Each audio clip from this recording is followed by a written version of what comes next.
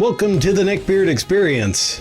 I found a wonderful lineup from a guy who used to be a general manager at a tabletop game and hobby store. Him talking about his exploits with the neckbeard kind. So without further ado, here we go.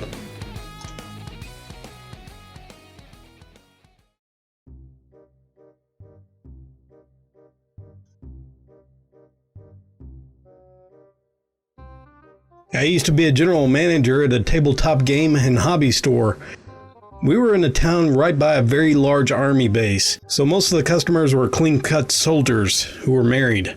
They were generally good people. They usually played Warhammer on their night out with the guys, and they generally kept to themselves. I still game with these cats. The other half of my customer base, the ones who played the trading card games, they were the absolute worst. Neckbeards to end all neckbeards. And every time I thought I saw it all, they'd surprise me again. I ended up having to ban lewd body pillows because of some of them brought their girlfriends to the store. My one female employee was always seconds away from a rampage with the Friday night magic crowd. I had to pull her out from working Fridays. That way that I could prevent the physical violence that was inevitable. I had a rule. If it smelled like you haven't bathed, I would call your name out loudly and have you kicked out, telling everyone there that you smelled like ass. Our worst, or at least the worst that comes to mind, was Dean. I changed his name for privacy's sake. He checked most of the boxes. Obese, horrible diet, fedora on his head, messy eater, and a grade A D-bag. Dean had a perchance for lewd, diaper furry playmats. Think the giant mouse pads that you set your cards on during the game. And he did not like to bathe. You smelled him before he saw him. He smelled far worse than any of the average trading card game player, and he was at least in his late 20s. One evening, he was exceptionally ripe. He smelled like a dumpster outside of a daycare. The other card players started complaining, so I proceeded to say, "Okay, Dean, I'm gonna have to ask you to leave. You smell like ass had sex with a dumpster fire, and you were the resulting love child. I'm sorry, but I'm not a diarrhea daycare, and I'm not a foster home flush buddy, so please, just see to it and leave." Well, this angered Dean, and he threw a screaming fit. "You're so horrible! You just lost a customer forever!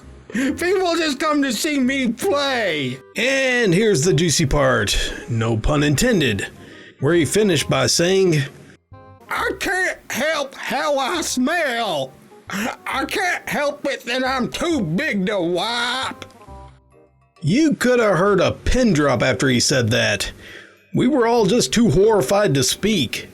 When my brain recovered from that stunning revelation, all I could say was, "Get out, or I'm calling the cops." Well, he grabbed his things and he stormed out of the shop. It was a little quieter than usual for the rest of the night.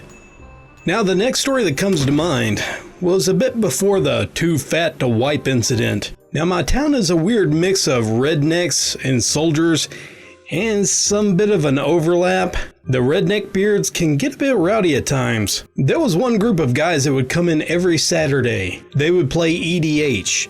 It was a format of Magic the Gathering where it was typically played by 2 or more people who usually played more than one hand. I haven't played in a while, but I think the name since then has become Commander. The rules were pretty much the same. The group occasionally brought in some body pillows and had them play in their multiplayer games. I'm going to give them the benefit of the doubt that the body pillow thing was just ironic, and they just wanted to try out multiple decks. And at this time, it really didn't have too much interest at the shop. I was at the register computer talking to a friend named Gerald. He was a uniformed on-duty cop. His walking beat went through past the hobby shop, and he would often stop in and chat with me about video games, because apparently that beat was fairly boring. We both heard some pretty loud swearing. "What the hell are you doing? Get off my pillow!" "Here's your f***ing pillow, you mother***er." Then an almighty crash came from the card playing area. Both of us ran over there to find 2 of the players rolling on the floor. They were wheezing and huffing.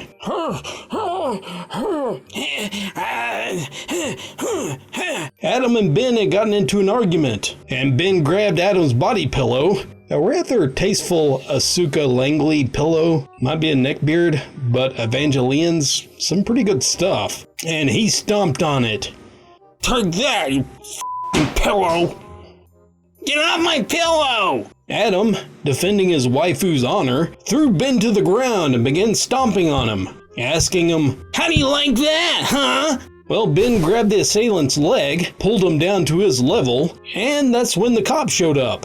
Officer Gerald grabbed Ben when Ben made his second mistake of the day. He sent a meaty slap right into the police officer's face. Well, this made Gerald go full-on Super Saiyan, lifting Ben up and throwing him across the room. No mean feat because Ben, he was a big guy. But Gerald was an artilleryman as part of his previous career, and he kept the muscle. Adam, realizing that Gerald just saved his ass, started thanking him profusely. Oh, thanks a lot, man. I don't know what I would have did without you.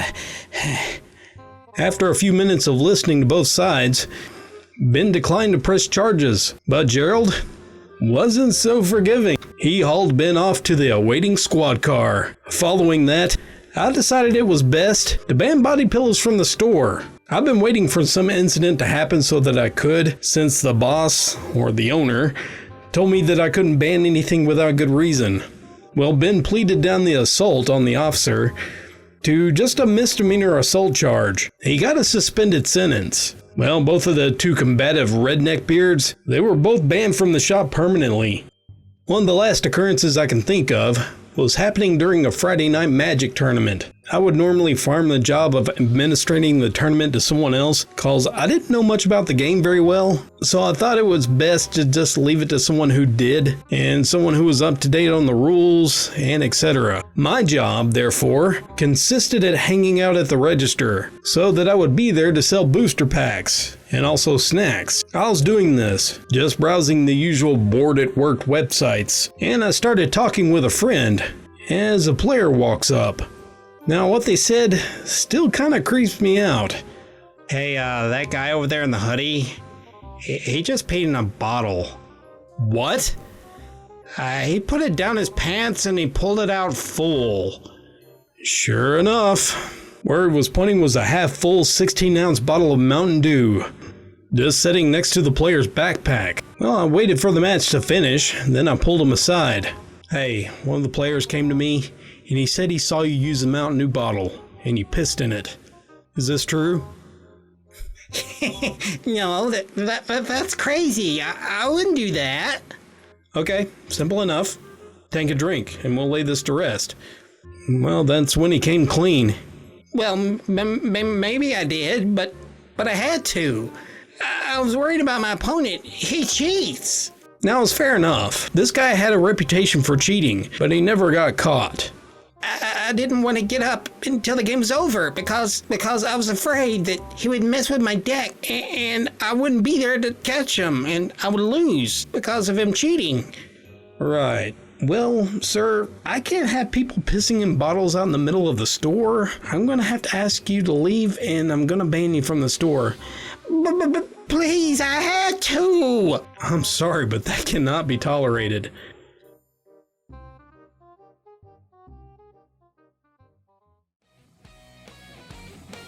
Thanks for joining me for this edition of the Neckbeard Experience. I hope you guys enjoyed this. It was quite fun. Yes, a nice variety of neckbeards. I've got my own game store up here, so I'm going to probably go there and see if I can get some more stories from these people. They've had experiences, but haven't had a chance to talk to them about it. They did say they definitely have the crowd though, so I can't wait to hear it. If you guys have any experiences yourself, go ahead and send me an email, funwithfailure@gmail.com. I'm going to give a special thanks to the author of this. Wonderful story writing. I had fun narrating it. I know that I made him a little bit meaner than he probably was. I don't know. Because I added some dialogue that wasn't there, but he seems like a no-nonsense guy, so if you think he was a little bit too mean, you can blame me for that, because I'm the one who put in the dialogue, and I thought it'd be funny, so. I want to give a special thanks to my patrons. Your help is greatly appreciated. And also to all of you lovely folks. Hope you guys enjoyed this. Please leave a comment, and I'd love to read it. The next thing I'm going to do is kind of be a creepy thing. I got it from Reddit, and I'm going to do something a little bit different. I'm going to read the experience, then I'm going to read some of the comments on the experience from Reddit. I think they were pretty good. It adds a little bit of a funny element to it, in my opinion, so I hope you guys enjoy that. You guys take care of yourselves, and until next time, this is Dallas, signing off.